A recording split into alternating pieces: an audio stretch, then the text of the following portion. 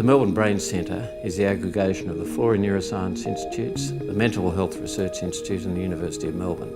And these 3 groups together really make one of the largest neuroscience groups in Australia and certainly worldwide. We have here at the Melbourne Brain Centre 2 of the most wonderful buildings, which will house over 500 researchers dedicated to neuroscience.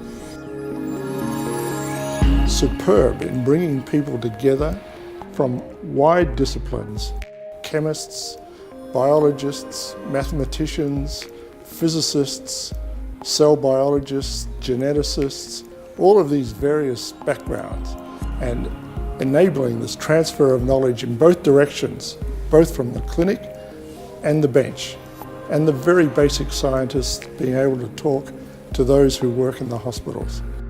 And what we're on about is firstly discovery, but also translation of those discoveries to something which is applicable and important to patients and to the community in general.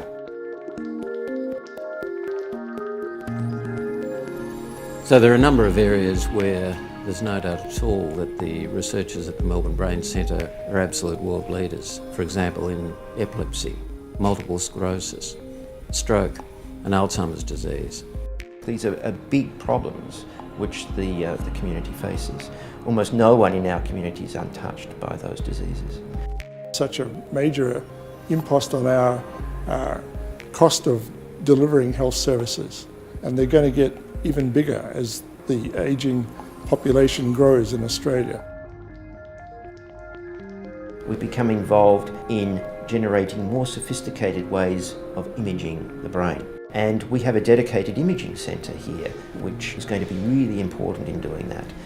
The ability to use video conferencing has really revolutionised communication across campuses. A very large part of this building is due to the benefaction of many different people.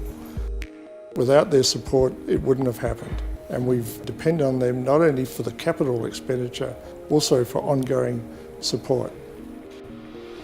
The philosophy of the design of the building that we're in at the moment is one of openness, of the ability for researchers to collaborate equally, particularly among the research groups. Compared to the old facilities, it's like night versus day. Anyone who walks into this building is uplifted, and you just want to achieve in this context. And I think we can see that in the other nodes as well. That really people are enthused to work in this environment. People who wouldn't normally talk to each other will, for the first time, be able to interact in our fabulous new staff room. And we're just creating a facility here to promote this intellectual sparring and creativity amongst these young postdocs. We have a really great nexus between science and quality of life in Melbourne. And so I think the Melbourne Brain Centre can play off that, and that's going to be for our benefit for the future in terms of attracting the best and brightest to this environment.